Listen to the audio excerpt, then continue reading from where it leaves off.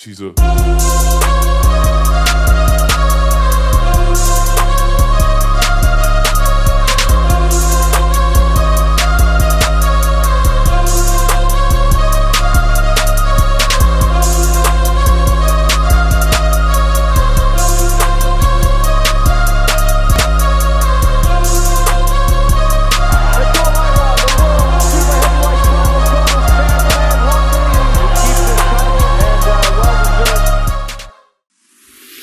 The Combat Cast, episode 13, featuring Stan the Man Longinidis.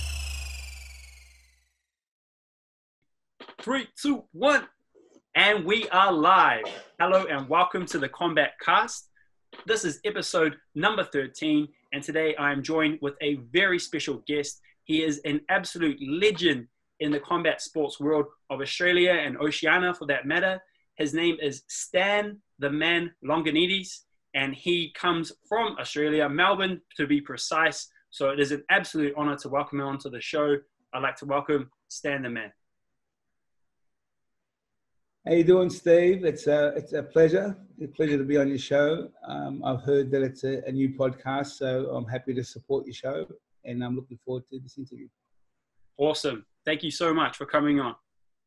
The first question that I would like to ask is, this is a question that I ask a lot of fighters. How did your journey in martial arts begin? And, more specifically, kickboxing, so start that question again, Steve, because it got a little diluted a little bit. We lost a little bit of reception there. No worries. How did your journey in martial arts and in kickboxing begin? Yeah, such a simple question, and it got blurred. Anyway, look, how did it all start for me? I mean, I've been a public speaker now for over 25 years, and how I normally start off is like this, Steve. It all started with a thought that developed into a seed that became a dream seed of something that I believed that I wanted to bring to fruition. And, that's what it's all about. It all starts with a thought, and I really believe that I could be the first from Australia to really put Australia on the map. And that's kind of how it all sort of started, from having that passion of not wanting just to be a kickboxer, but to really be the kickboxer and be a catalyst in the sport of kickboxing in our countries. You know what I'm saying? That's in the early stages how it all kind of started. Right. And what do you think it was that gave you the ability to hold on to that dream for such a long time, hold on to that motivation, and to continue your run up to the top? What do you think it was that really allowed you to do that? Look, at the end of the day, I think the most important quality, really important quality, is passion. It's passion for me is the number one barometer of how bad you want something.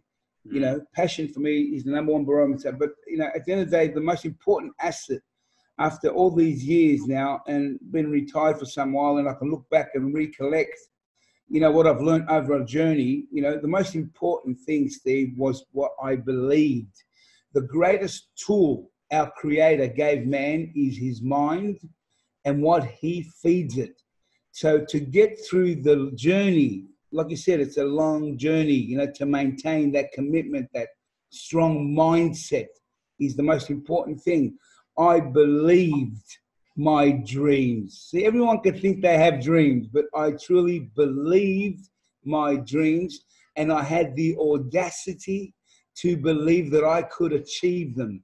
I mean, a lot of people, when I made a big decision to give up my job as a computer programmer, get out of my comfort zone and take the opportunity that I had back in the day, where I was asked and invited to the very famous Jet Center back in the day in Los Angeles, California, from the original pioneer of the sport and the art, Mr. Benny the Jet Urquidez.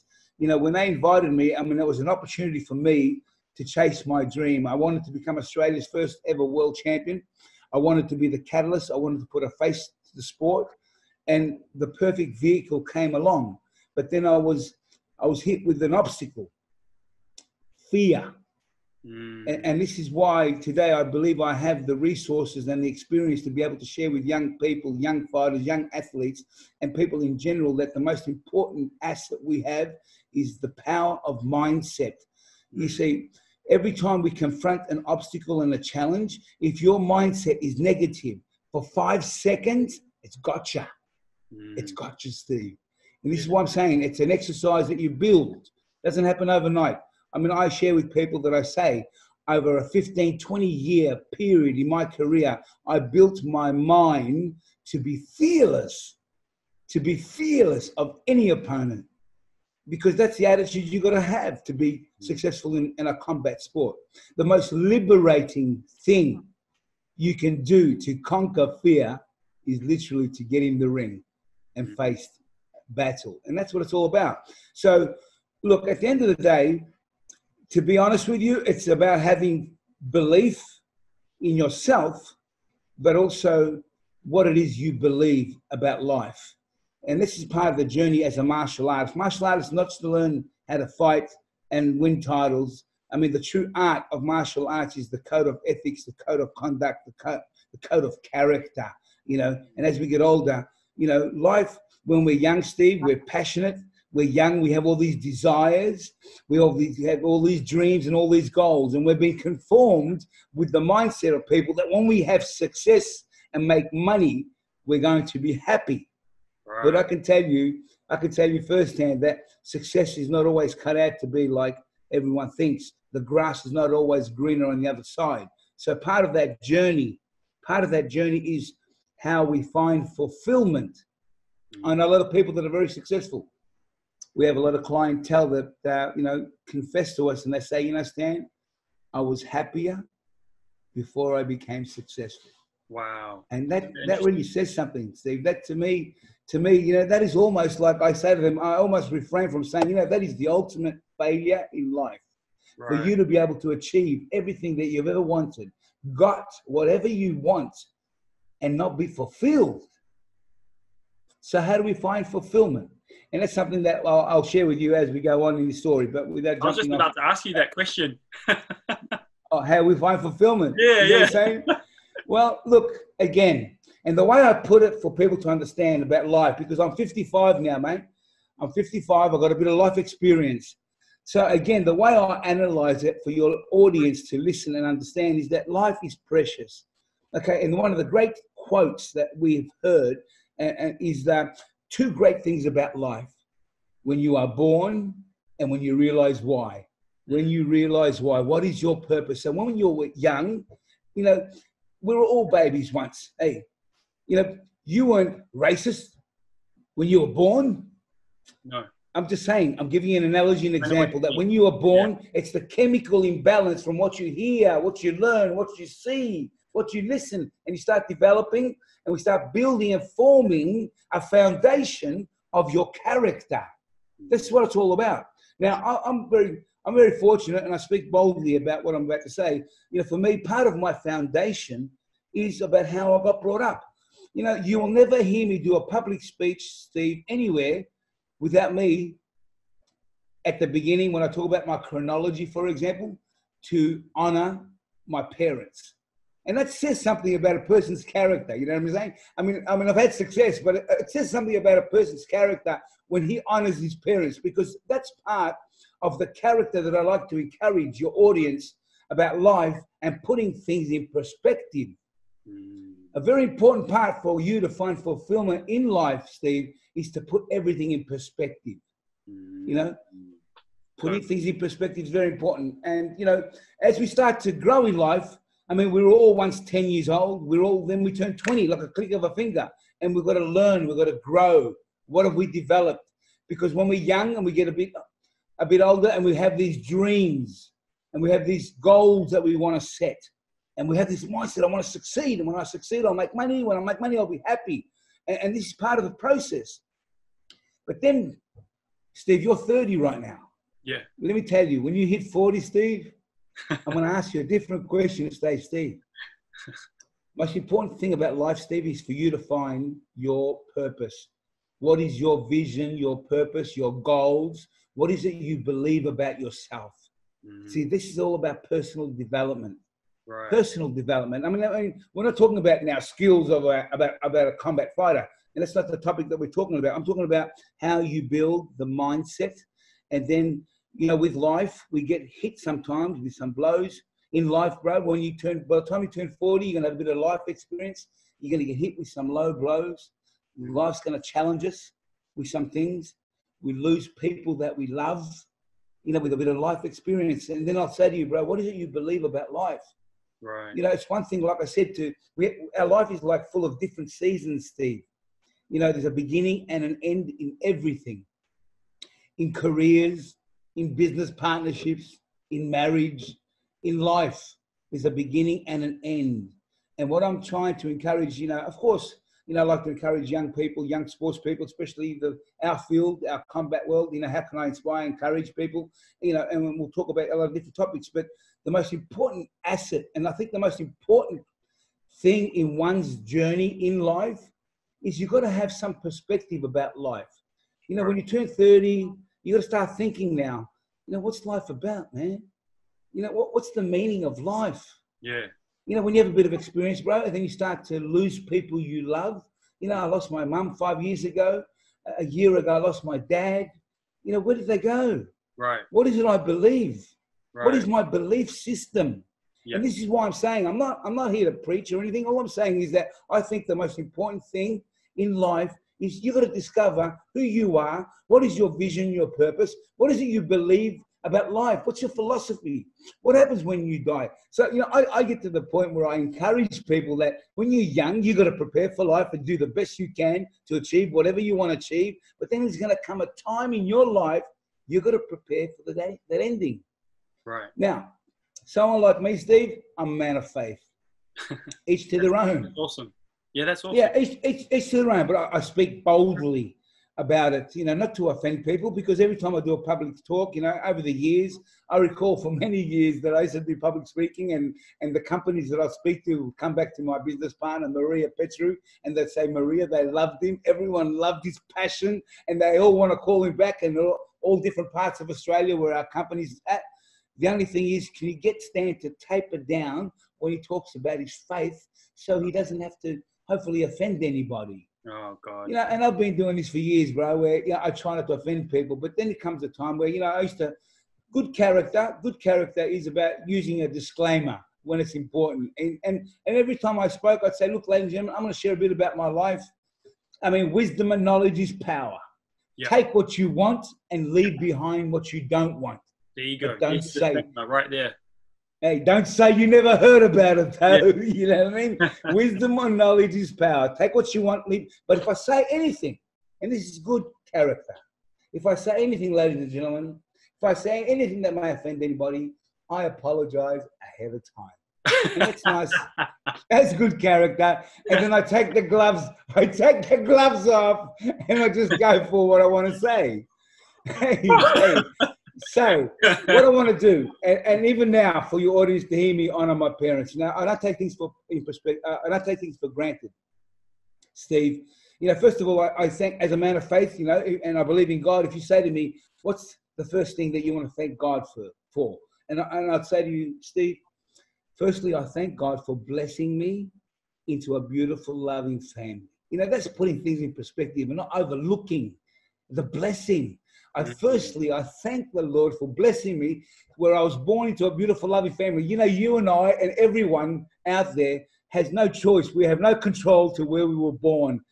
So don't take for granted is what I'm saying. And I thank God that I was blessed in a beautiful, loving family with a father that worked hard to provide for me and my siblings. And he works real hard. And one of my distinct memories I have of my father is, when I was a young kid with my two siblings, my dad would come home at the end of the week on a Thursday night, and he would throw the pay packet, like a proud dad. He'd throw the pay packet on the table, and it wasn't even opened. And my mother would say to me and my brother and sister, see what sort of father you have? Hey, the pay packet wasn't even opened. My mum would say, all your dad wants is enough for a packet of smokes. Because my mum was the general in the house. My mum was the general in the house. She ran, my mum was, she's the 4 foot, spiritual Gestapo. I'll get onto her in a minute. But Dad worked so hard to provide for us. And the moral to that story is that I remember with my friends when I would go to school, you know, they'd say to me, you know, my dad is always at the TAB, wasting all his money, drinking, you know. And I think, what a great dad that we have. You know, I don't take that for granted, Steve, is what I'm saying. A mother, a wonderful mother that I love, but my mum taught me values that I use today in my public speaking for the last 25 years, values that have evaporated in our society. My mum used to say to me when I was a kid, she said to me, Stan, you got nothing nice to say? Then just zip it up and don't speak at all. And that's what she was like, my mum. And she was 4 foot nothing, I tell you. You know, she goes, don't do to other girls that you wouldn't want done to your sister. Wow. Hey, I'm just saying. That's great. You know, I'm just saying they're great values. So, you know, I'm not saying, you know, as we grow up, as we get on in life and we grow older, we meet girls, you know, I've got these thoughts that my mum would bring in my head, even if I was dating a girl, I'm just saying, those thoughts, because they impacted me as a kid. But Steve, the greatest thing is that that God blessed me with a mother that taught me this. She said to me, son, in life, you're going to make a lot of friends. Some will be there for you. Some might betray you. Some this and some that. But I want to encourage you, son, that you'll never go wrong if you make Jesus your best friend. Now, my mum planted that seed in me. She planted that in me. And I've taken that seed, and that has grown over a period of time throughout my whole journey, Steve. Throughout my whole journey. You know, when I had that opportunity to go to America, to go and be part of the Jet Center, you know, sure, because I was concerned. I was worried about the unknown, getting out of my comfort zone. You know, I was, when I used to go to school camps when I was a kid, school camps would be for 5 days. I'd come home after 2 because I was homesick. That's how close I was with my family. So I'm just trying to explain to your audience how difficult it was for me to get out of my comfort zone. Yeah, I was scared. You know, because, you know, when I told a lot of people, my boxing coach where I used to train and my trainers and everything, I said, look, I got this opportunity to go to the Jet Center, you know, they believe in me. And a lot of people, even my friends, will say, you know, Stan, you're a great fighter, man, but you're too small for heavyweight. You know, they're big gorillas over there, but you're too small. You know, my boxing coach looked at me and he challenged me. An old man named Bobby Scavano, he passed away now, but back in those days, he was in his 70s. And he loved me so much that he tried to challenge me with these words. And he said to me, if you want to be successful in the fight game, he goes, then you got to change your mindset when you get in the ring. And I said, what do you mean? He goes, because Stanley said to me, you have amazing talent. You have amazing natural talent. But you got to have the killer instinct. You got to be able to switch it on when you need to switch it on. He goes, you're a philanthropist. You love your Jesus. And you can't go into the ring with that kind of mindset. And you know something? He was right in many ways. So when I was at home at night thinking about fulfilling my dream and making that commitment to go to America, I'm hearing all these negative things in my head. And I'm trying to shake them off. You know, you're too small for heavyweight. You don't kick hard enough. You haven't got the killer instinct, Stan. You know, and I had to kill all those negative voices in my mind and listen to that quiet voice in my heart. Wow. That said, trust me and you can do all things. Trust me and you can do all things. And that's why I'm saying to you throughout my whole journey, Steve, throughout my whole journey, he's been there for me. When I had success, he kept me humble and grounded. Hey, when I got knocked out, Steve, he was there for me to nurse me. You know, and let me tell you a funny story that you might say, you know, you might want to hear, is I remember the first time I got knocked out, and I fought a guy in Connecticut near New York, and it was an underdog. He was an underdog. And back then I was in my prime. Like I was fighting every 6 weeks, sometimes every few weeks. So I left Australia for a 3-fight show. I was fighting in Japan. I knocked out Patrick Smith in the first round. And then I was scheduled to go to Foxwoods Casino in Connecticut to fight Duke Rufus. And then I was scheduled to fight in Milan 3 weeks after Duke Rufus. Now listen to this. I go to Japan. I knock out Patrick Smith. I go to Connecticut to fight Duke Rufus. We're fighting in front of 7,000 people. I reckon there must have been 5,000 Greeks there that were there to see me fight. It was the biggest fight. The casino, Foxwoods loved me. They wanted me to be part of the whole thing. Anyway, cut a long story short, the bell rings. Chuck Norris and Don the Dragon Wilson, friends of mine who were commentating the fight. And let me reiterate, Steve, how it went. This is Chuck Norris. Well, you know, Stan the Man Longinidis, one of the nicest guys you can meet. I was talking to him earlier in the fight, earlier in the show, and he said to me he's going to come out quick on Duke Rufus tonight. And that was the plan, to come out quick. And I was going to try to take him out of there quick because I was fighting 3 weeks later in Milan. Anyway, we're fighting, and the bell rings, and this is Chuck. Well, Stan the Man throws the right kick, left hook, and I landed the left hook. And as I threw and hit him with the left hook, he went bang and threw an overhand wild right, catches me on the head. 59 seconds. Oh, damn it! In the first round, 59 seconds. Everyone's shocked. You can almost hear a pin drop in the place. You know what I'm saying? And Chuck Norris goes, "Well, if I've ever seen a Sunday punch." Cut a long story short, we're at the post meeting after the fight with all the media, me and Duke there, and the crowd was screaming because his name's Jeff Rufus, Duke the Fluke. They'll call him Duke the Fluke. And the poor guy, I said, listen, the guy is a young fella. He's coming up. He's a strong boy. And, you know, I've scored a lot of knockouts in my career. None of them were a fluke, you know what I mean? He was a better man on the night. Anyway, I was graceful in defeat, Steve. Graceful in defeat. Your humility and that, what you're talking about before, coming through, right? Yeah, but hey, I was in a hurry to get back into the change rooms so I could confront my God. Right. I couldn't wait to get back to the change rooms. And then I dropped on my knees and I looked up to him. I said, how can you let this happen to me? How? And all I'm saying is with my relationship over many years, that's why today I speak boldly, because, you know, you can discern a message from him. You know, I said, why? How could you let this happen? And the first thing that came into my head, I felt like he was saying to me, son, I've given you many great victories, but to make you the champion I want you to become, I need to see how you handle a defeat like this. Wow. And that was part of the thing for me about growing. And that's why, you know, for me to be able to share with your young fighters or people that are listening right now, I mean, these are stories that are real stories that happen to fighters and sometimes happen to the best of fighters. You know what I'm saying? I mean, at the end of the day, the game that we are in, you know, these are part of the things that can occur. And if you're in the game long enough and you're in there with good competition, there's these things that are going to occur. But again, part of the message, Steve, is that, you know, how do you deal with things like that? And that's why I'm saying to you, for me, my faith is about something that's part of my development, that's part of my character and who I am. You know, my theology and biology is mixed in one. That's part of my life and the way I live my life. You know what I'm saying? Yeah, that's awesome. I think that's a really beautiful thing to have, a combination of the two.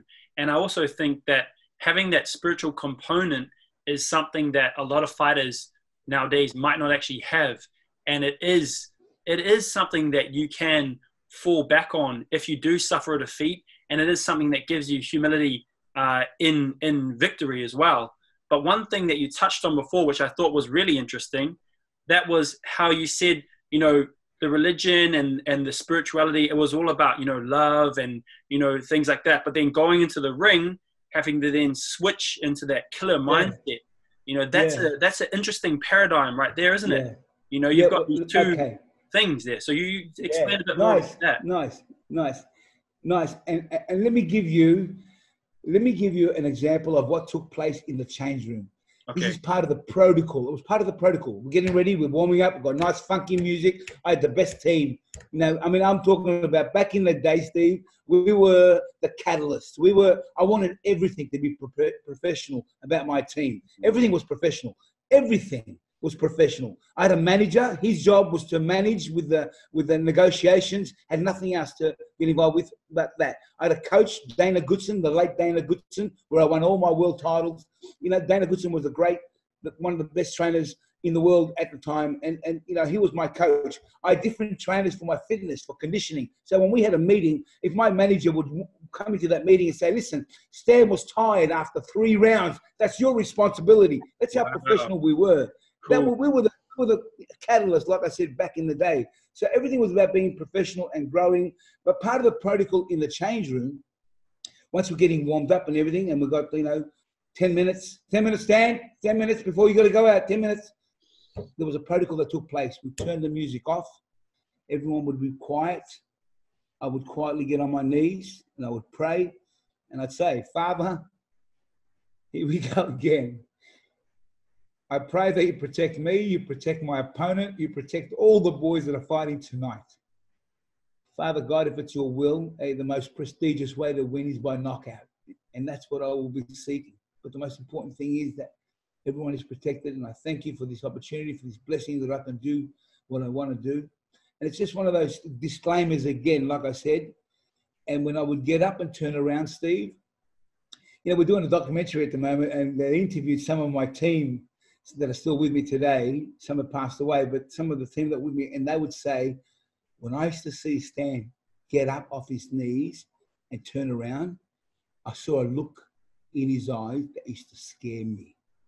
That transformation from a man that loves the Lord, from a man that loves the Lord, has compassion, and I would get up like a gladiator. His attitude, Steve, like a gladiator, and walk in that ring with this attitude, better he dies for his country than me die for mine. Wow. That's the kind of mindset. So you kind of blessed yourself into a state of pure focus and pure kind of kill or be killed, if you will. It's the business, yeah. And that's, you know, again, this is something that I think a lot of people can get a lot from, because a lot of the time they're going into this fight. And, you know, I would say that the majority of the human population are good people. We all have this ingrained sense of, you know, goodness inside of us. And some people have, you know, certain experiences that shape them into the person that they are. But with that being said, I think a lot of people that, you know, you see a lot of top level fighters, they're good people. You know, they have like a family and they have a lot of love. So, you know, to then go into the ring and then do the opposite, it's, you know, something like this is a powerful ritual. And I think there's a lot of people out there that can relate to this. You know, I know myself personally too. I went through the same thing. And then it wasn't until I started having this, exactly what you're having, before I would go and fight, that it really, I felt good going into the ring. I didn't feel like there was something inside of me that needed to be released. It was like smoothed over. And then, like you said, you get up and you go for it, you know? So interesting. Well, this is why, you know, when I used to tell young fighters many years ago, you got to be ready physically, you got to be ready mentally, but you got to be ready spiritually. Now, people say, well, spiritually, what do you mean? Well, it's not uncommon to be nervous in the change room. Yeah. See, but if you can harness through the power of mindset, if you can harness the nerves, because it's natural to be nervous. In fact, if you're not nervous, there's something wrong with you, and I'd be concerned. If I ever got into the ring, or if I was in a mode that I'm getting ready for a fight and suddenly I'm feeling there's no nerves, I would shake myself back into the uncomfort zone of nerves. Interesting. Not to get ahead of myself. Cocky. Don't get cocky. Yep. You know what I mean? It's all about mindset. Be in control. Harness those nerves. And there's a time where it's very important, you know, even when sometimes the entrance, when you walk into a ring, I say this through experience, because there's one particular fight that we'll touch on later, but the most important factor sometimes is the way when you walk in the ring, you don't let the crowd or the atmosphere zap you, you know, to be mindful of all that, because that's a very important part of also staying composed, because if you're not composed, you are losing 2-3 rounds just from the walk, from the change room to the ring. So true. I'm just saying, this all comes with experience. So, you know, when you've had your first fight, second fight, you know, you start building it. After 20 fights, you understand what I'm saying. If you got to dissect what I'm saying, and you'll understand that it's true. That's why experience is a big factor. But controlling the mind and harnessing the nerves, That's why we've got to be prepared physically, mentally, and spiritually. Now, spiritually also is because I'm a man of faith. It's a big part. Now, hey, at the end of the day, faith is faith. You use it for your interest, for your part of your character and everything. But things don't always go the way we want. I got knocked out. I'm just saying. But that's part of life, Steve. Yeah. Part of life is that when we get knocked down, hey, we know who's always there. Steve, the most important part in our journey is to discover who we are, what it is we believe, what is our philosophy about life.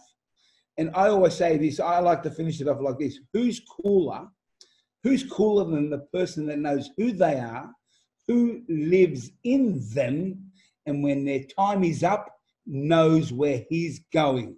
When you have this belief system inside of you, knowing who you are, where you're going, and all those things, it gives you a deep-rooted feeling of security in the life that you're living and the journey that you're going on. So, man, that's absolutely beautiful. I love it.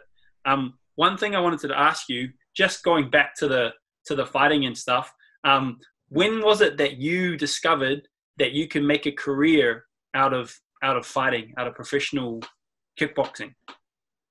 Again, you got to remember back in my day, being the catalyst and putting Australia on the map, and I was like starting to get a bit of attention through the media and different things because there was never big money in our sport. I mean, I'm one of the guys that helped the sport develop to a point where it's getting a bit better and all that sort of stuff. But in my days, it's very difficult to be able to sustain a living. I mean, kickboxing was like some sports that are very small profile, like bodybuilders and all that sort of stuff. You know what I mean? So, you know, a lot of guys that had dreams, because kickboxing was like the sport of the 90s and everybody wanted to do it, but there was no money in it. So a lot of guys are doing different things to be able to make a buck so they can chase their dream and fight and whatever. But back in the day, there was no media, there was no support like that. There's no social media like we have today.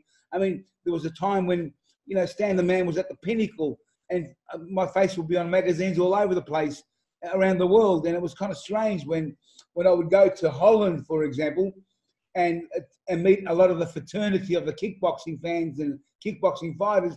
And I'd go to nightclubs, and all the bouncers, they're all kickboxing people. Like everyone in the industry was full of kickboxing knowledgeable people. And the security were like 6'7", 6'8", and they would look at me and say, "That's Stan the Man. That's the guy. That's the guy that we see on the front cover of the magazines with those big legs." Yeah, I'm 5'10". They're looking at me saying, "I couldn't believe how small I was." That's crazy. So I mean, it must have been quite challenging for you to come from this environment of it's not a mainstream sport, and it's not something that people would say, "Oh yeah, you can make good money from that." So what was it that, motivated you to keep going? I think we already kind of touched on this, but I started to look once I started getting some big crowds, once I started to fill up the arena, I with all due respect, and I don't want to sound like I'm not humble, but I played a big part in helping getting the sport from events that would take place in pubs or little clubs or something to the arenas. You know what I'm saying? So we were filling out 7, 8, 10,000 people. So when you start making that kind of, or drawing that kind of attention, you're going to get possibly some media exposure. And I was very fortunate where the media took a liking to me. Again, like I say to people or promoters, you could be the best promoter in the world, but if you haven't got a product, you got nothing. So, for me, I tried to be a positive ambassador for the sport, a positive role model.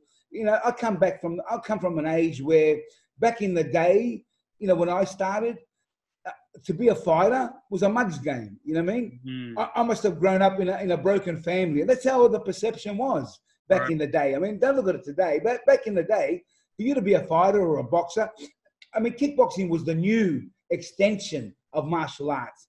Yep. Kickboxing, it was a new extension, but then it evolved to today, as we know, as MMA and the grappling and all the other stuff. But back in the day, it was a very different period altogether.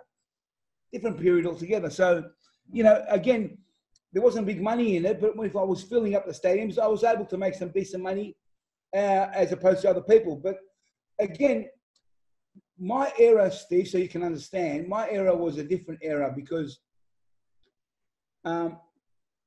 really K1 started in 93, you know what I'm saying? I was really the first big name they signed up because I was very well known with Kancho Ishii. Ishii was the promoter back in the day. He'd come to Australia and watch me sell out Melbourne stadiums, sell out Sydney stadiums.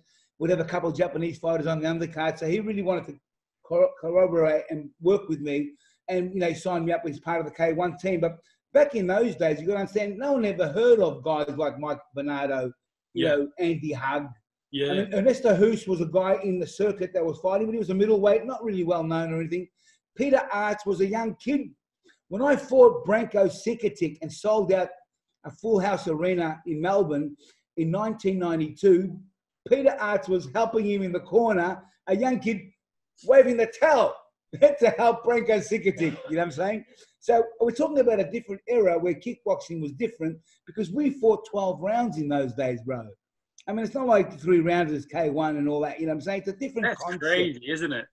12 rounds. I'm just saying it's a different concept because you know, K1 is a prestigious tournament that came out back in the day, and because the Japanese came with money, attracted a lot of athletes to want to get involved. That's what it was all about, because money came into it from the Japanese. And let me tell you, the first few years, the Japanese had to swallow a lot of, you know, dealing with a lot of different people, different characters, had to learn the ropes. But, you know, they got money, they invested in it, and it became a public demanded thing where, but like I said, a tournament, I'm not saying this because I never won a tournament and there's no credibility. All I'm saying is at the end of the day, my time when I hit and fulfilled my dream was I achieved what I achieved, but it was a different era, you know, of 12-round fighting, not 3-rounders. Today, if you win the tournament in K1, what does that make you? The best fighter in the world? I'm just saying, it's a prestigious tournament. You won, you'll be acknowledged. You'll go down in history as one of the champions of that era or that year, but does it make you the best? All I'm saying that, and I use that as an example because Ernesto Hoos one year, he's won it a few times, but one year, Ernesto Hoos, you know how he won? But without winning a fight. What, by people were injured or something? Because the other guys were so injured. Yeah. From the previous fight. Right. I'm just saying. Yeah. You know, and then he fights the guy. There's an element of luck. I'm just saying. Yeah. That's my point. There's a bit of luck involved. Call it what you want. It's big. That won't take away. It's prestigious. Yeah. But it doesn't mean you're the best fighter in the world because you won a tournament and you really didn't even win all the fights because the guy you fought in the final broke his arm in the earlier fight and he couldn't do nothing, and then he tried and he quit and you won. That makes you the best fighter in the world? Come on. I'm just saying. But it was prestigious. Shine. No problem. A lot of money involved, prestigious. Of course, Stan, our great friends. You see a lot of fighters win these tournaments, and then in another individual fight, someone else will come along that might not be as ranked as high as them, and they'll actually lose to that person.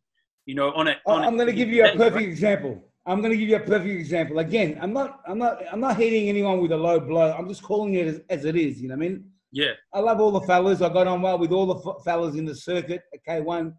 Great memories.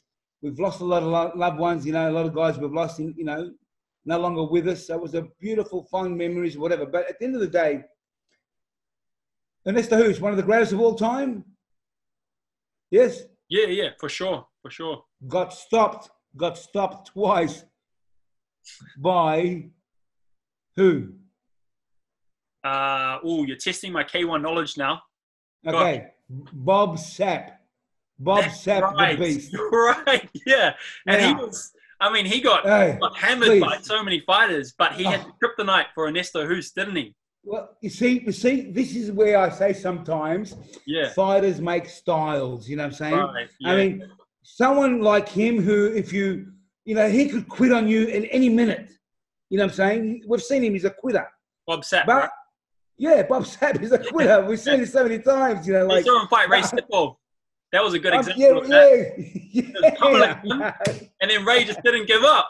He's got that Samoan chin, you know, and then he came back and just, boom! What up, bro?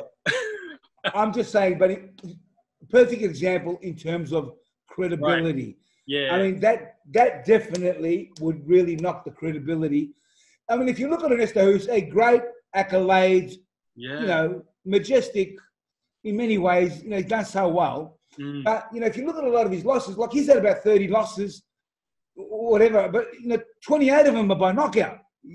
I'm just saying, he was known as a technical champion, great everything, but if he got caught on the chin, he'd cop it. I mean, he fought, I think, Branko Sikatic 2 or 3 times. Every time he got knocked out, you know what I'm saying? Right. When I fought Branko Sikatic in 1992 in Melbourne, I convincingly beat him on a decision. But only a few months after that, I had an injury and I couldn't participate in the first K1 tournament. Branko Sikatic, as you know, is the first K1 champion to win the K1 tournament, and he knocked out Ernesto Hoost in the first round. I'm just saying, so sometimes fighters, you know, styles make fights, you know what I'm saying? I used to watch Masaki Satake. Yeah, I remember. One of the great Japanese fighters, okay? I used to watch him against other guys. Hey, bro, I used to watch him. He'd make me sick. I say, bro, he's terrible. Right. But he gave me hell. Every time he fought him, something happened to his Bushido testicles and they would grow. And I don't know what, but he'd fought me. He'd fight me like a monster. Like I fought him in Japan. Yeah. I think in Japan, the first time we fought, I think I beat him the first couple of rounds. Then he came over me like we were strong.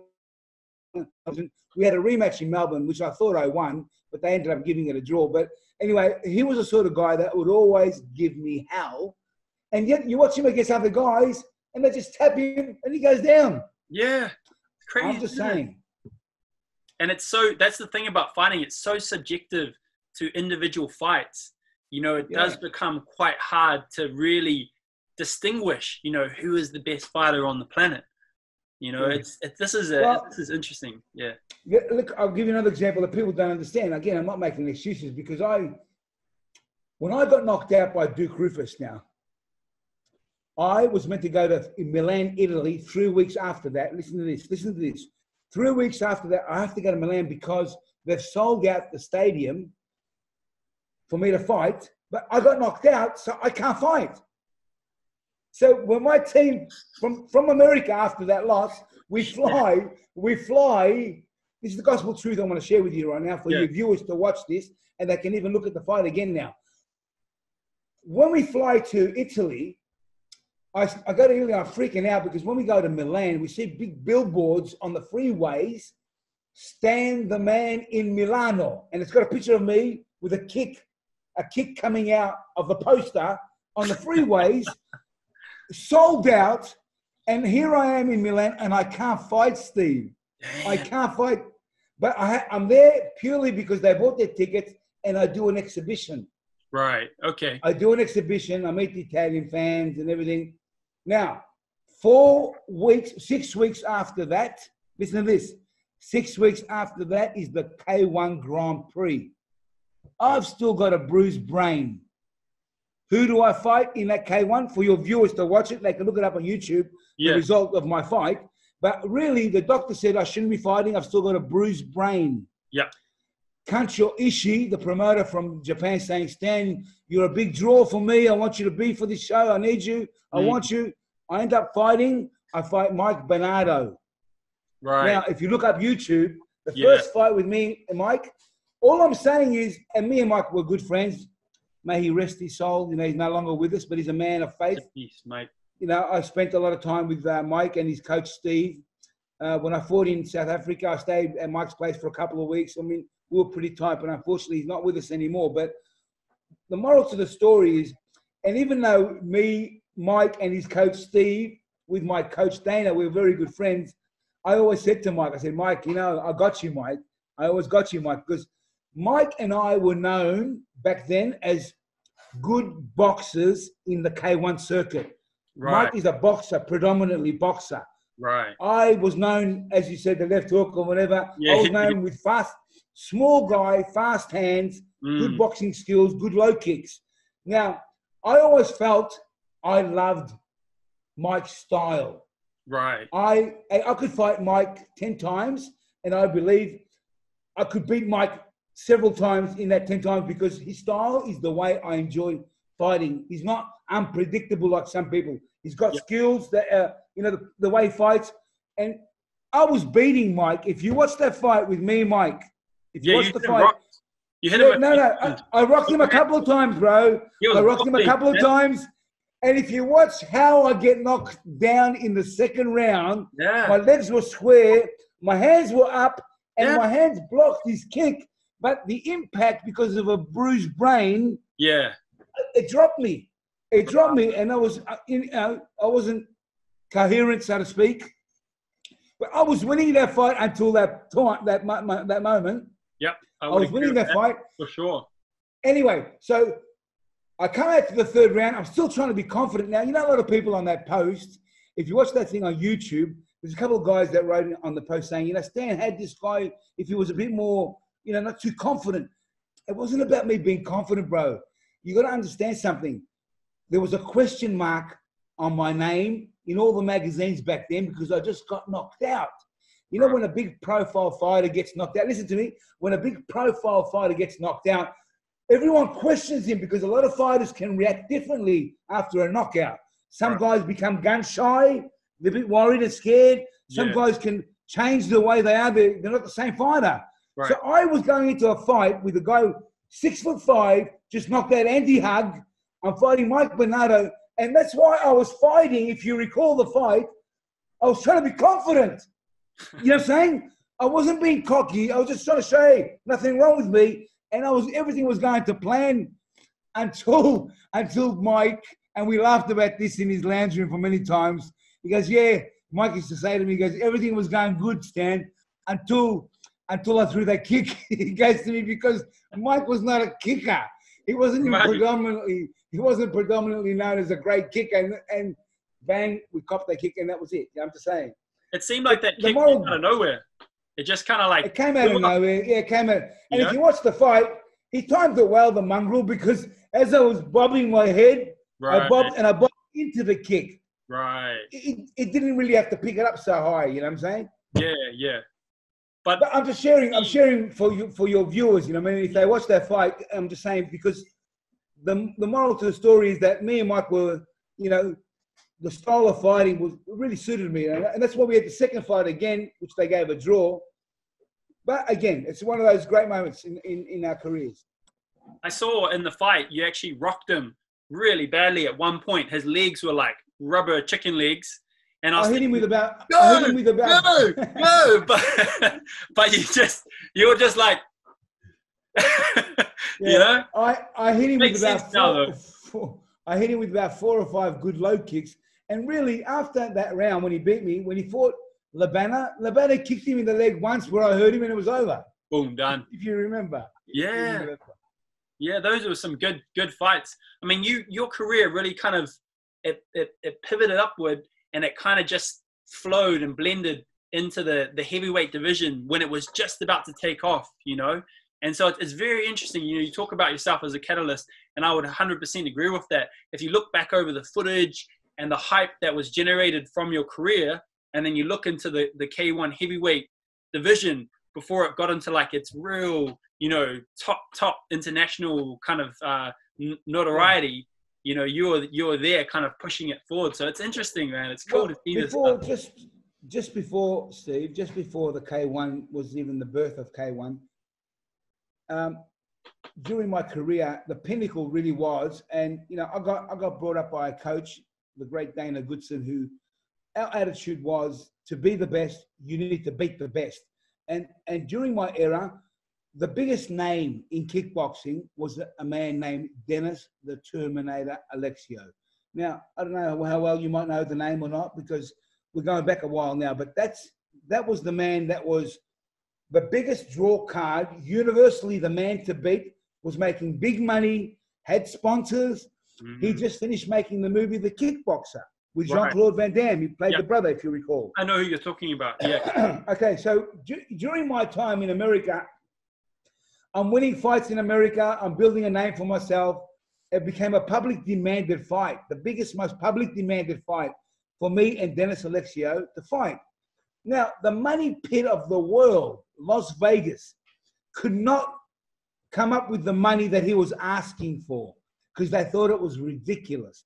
He would fight anybody else for a certain amount of money, but to fight Stan, I mean, every time I fought people in America, I'd knock him out and challenge him. Every time he knocked out people in America, the commentators will say, well, Dennis Alexio, you knocked out, Watson over here. Who's next? What about Stan the Man? And he would hate my name being even mentioned in the same sentence. And, Stan's nothing. Well, why don't you fight him? So it was always a public demand. Now, I pose to I pose to my audiences this question. How did I lure Dennis Alexio to Melbourne? Now, if you say to me, Stan, what's the biggest fight for you? One of your questions might be, what's the most important fight you ever had? What was your most memorable fight? This is the one. Right. This is the one. But not because of the fight. We'll get to that in a minute. But to make that fight happen, and this is the message that your fighters can learn again. Yeah. If you want something bad enough, Steve, you got to be prepared to give up. You got to be prepared to sacrifice. Okay? If I want to build a legacy with my career, money should never be an obstacle. Should never come into the equation. Okay? Now, I wanted Dennis Alexio on my list to fulfill my legacy, to become what I wanted to become. I wanted to beat Dennis. I would do whatever it took to get him here. And what it took was this. Out of the 3 judges, he was going to bring 2. Normally, they're 12 2-minute rounds. He said, I want to make them 3-minute rounds. He's so powerful that he can influence even the sanctioning body, what he wants. Foot pads were optional. He said, nah, Stan's got to wear them because he knew I kick like a mule. Okay? He was wearing that grass skirt in the hope that it would take sustain a bit of absorb some of the impact. Yeah, silly move. Anyway, I spent $42,000 on a training camp up in the mountains of Olinda here in Melbourne.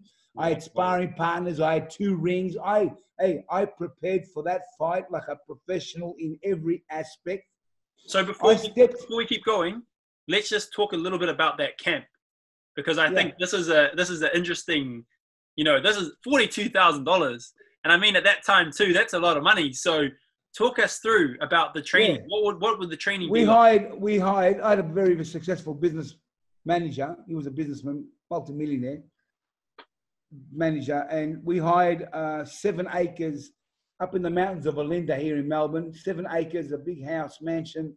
We had a semi-trailer, bring equipment. We set up our own gym. I had 2 rings set up. I had sparring partners, 2 from overseas, 3 from Queensland, a couple of local boys. I paid my sparring partners when we sparred. I mean, I was a full-on professional camp. I knew I prepared myself for that fight like you wouldn't believe. But the moral to the story is, why is it so important? Because, we had a sea of people that came to that fight. We sold out the arena. There was no pay-per-view like we have today, Foxtel and all that sort of stuff. Yeah. The promoter, we bought satellite. We actually boomed it and bought it and beamed it to a big nightclub that held an extra 3,500 people. I mean, it was the biggest ticket in town. Anybody who thought there was something, they wanted to be there that night. It was the biggest ticket in town. So here I am. The moral to the story is this for your students to listen to. I stepped in the ring with Dennis the Terminator Alexio, universally the man to beat at the time. His record was 55 wins, 1 loss to Don the Dragon Wilson when they were light heavyweights. Light heavyweights. His record, 55 wins, 1 loss, 50 knockouts. I stepped in the ring in my backyard and I did not get $1. Not $1. That is the ultimate sacrifice. But you know what that is more than that? That is the ultimate belief. Hey, I believed so much. I believed that I knew it was my purpose to win that night. But at the end of the day, you know something? It might not be the biggest business deal on my behalf, Mm. And the first person I can tell you that wasn't happy when he heard about that was my dad.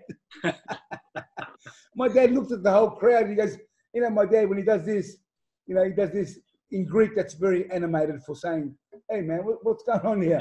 He goes, all these people, and you tell me you didn't get paid? The only way I got paid is because we had a side bet, Steve. Dennis Alexio's camp. I'll tell you a funny story that might be interesting for your audience to hear. We were walking, this is about 3 days before the fight.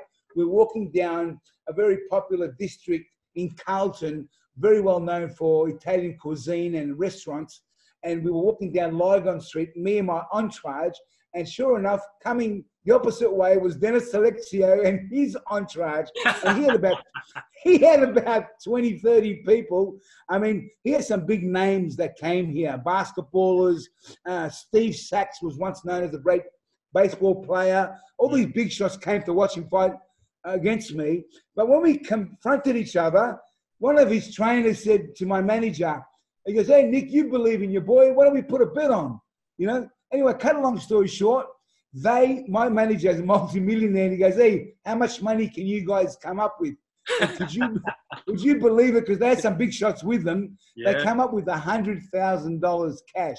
Whoa. $100,000 each put into a safety deposit box. And after the fight, you know, that's where I made something. But I never got a purse for that fight. I never got a purse. The moral to the story is, if you want something bad enough, you'll find a way to make it happen.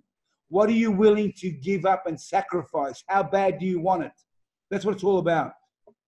So you knew in this instance that beating Dennis Alexio was really the ultimate to securing your legacy, you know, because of the hype around him, because of his record, all the circumstances, everything. You knew that one moment, defeating him, was going to be the key to your legacy. Well, you know, to be honest with you, his career pretty much went downhill. It went south after that, to be quite honest with you. His profile, you know, he was having some backyard shows in Hawaii. And I say this with all due respect and disappointment, you know, he made some poor choices. And, you know, to be honest and transparent, he made some poor choices where right now he's in jail. Wow. Doing 15 years or something, I was told. So, wow. You know, I even tried to be honest with you, even after the fight, to be honest, after the fight, I tried to catch up with him a couple of times in hospital. Yep. He would curse me out. Didn't want to know about it. You know, I was even hoping that if I had a chance to go into the prison to speak to him. And I really felt sorry to see a guy from his highs, where he was and who he was, to collapse to something pretty sad, really, because there was a time where he was a great champion. And hey, all you got to do is look at Dennis Alexio's show reel.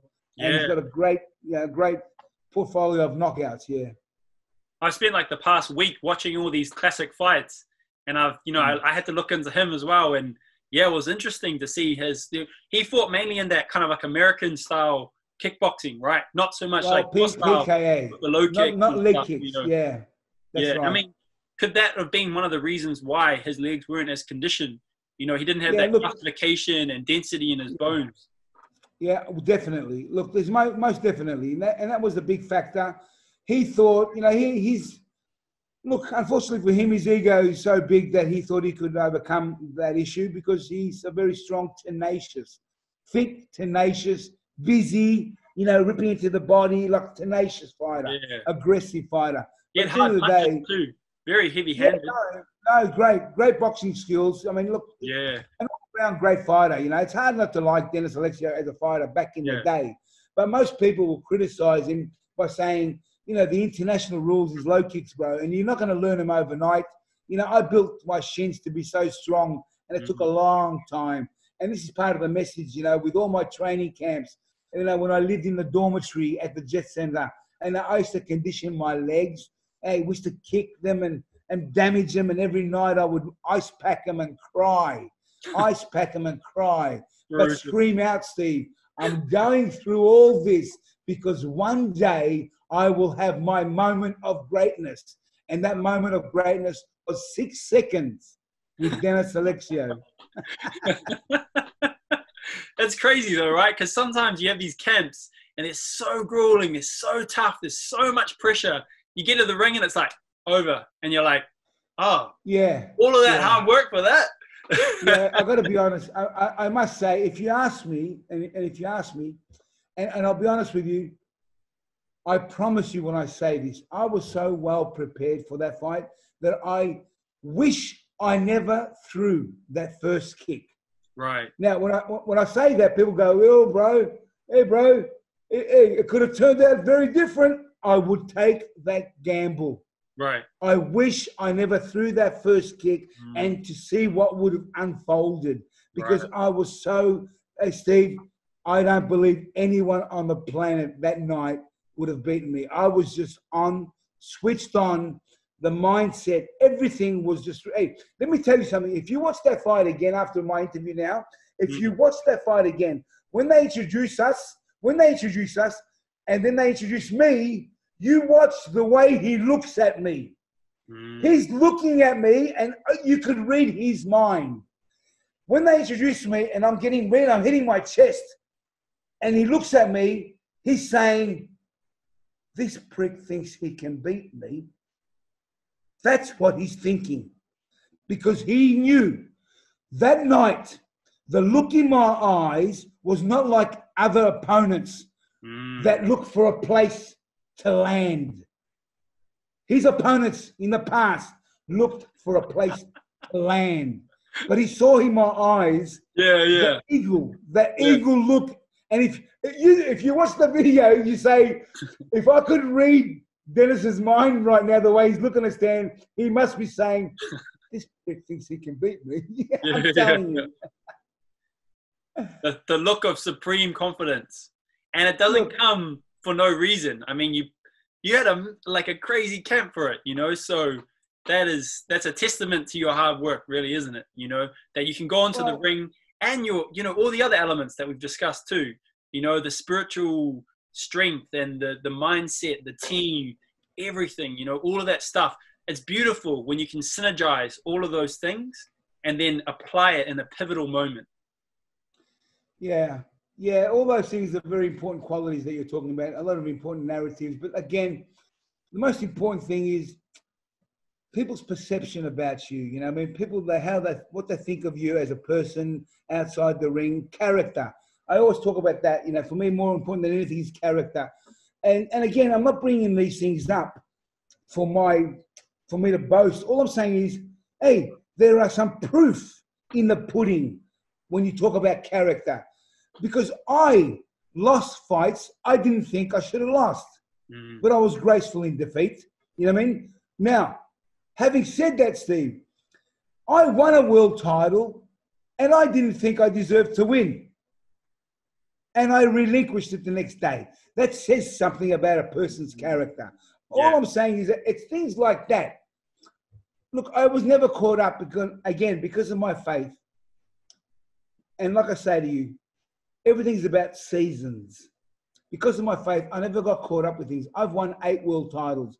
The second world title I won, Steve, you're not going to believe this. And every time I used to bring this up, my whole team used to freak out. The second time I won a world title, I fought in Queensland. I knocked out a guy named Lawrence White in the 7th round. And they put the belt on me. And as I started walking down the steps, some beautiful young kid, he must have been about 9 years old, he goes, "Danny, man, I love you. I love you." Hey, Steve, I took my belt off and I gave it to that little kid. And I never saw the belt again. It's a true story. And my team, because I was never attached to things, bro. Like, I'm just saying, I know it sounds like you might say, wow, are you serious? Like, that's a bullshit story.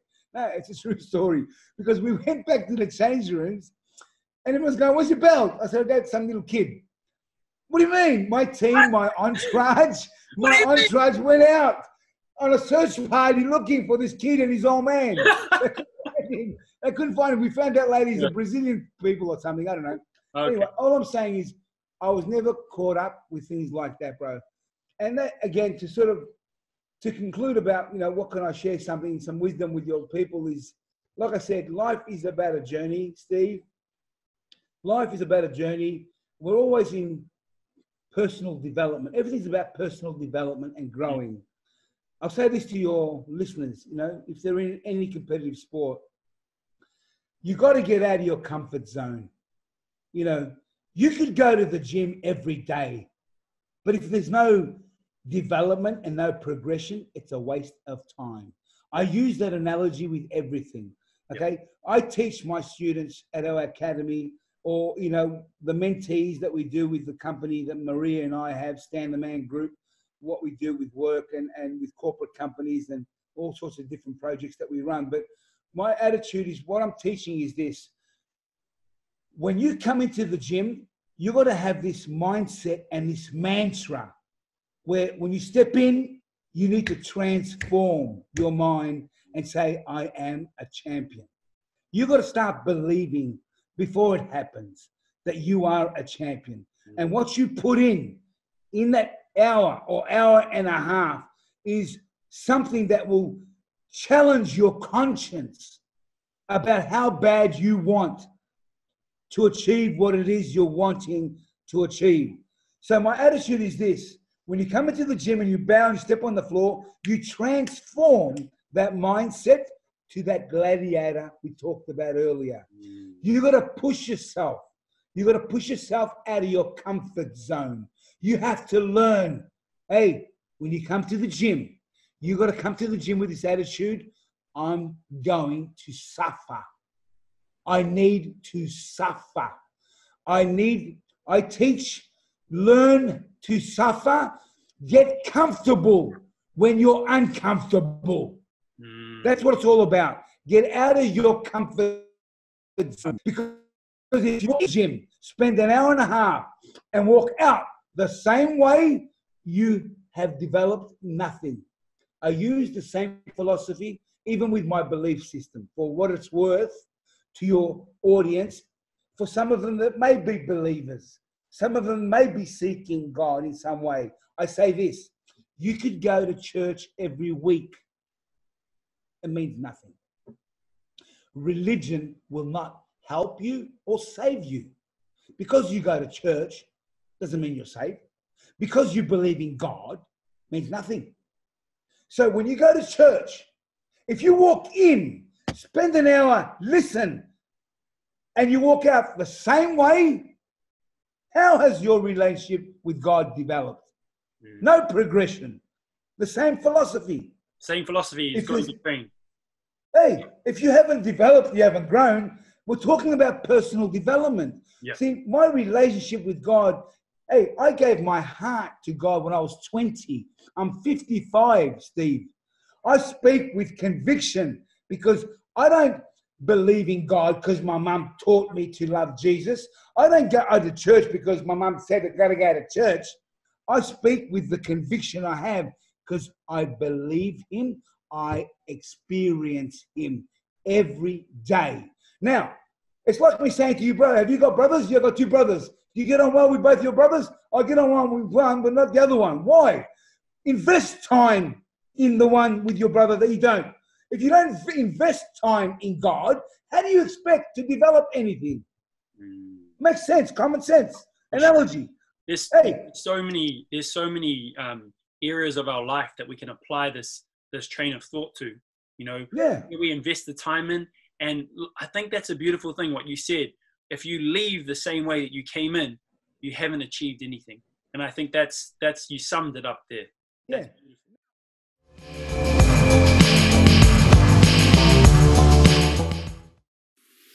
Hey guys, Steve here. If you like the content, please don't forget to press like and subscribe to stay up to date with the most recent episodes. I'll see you guys on the next one.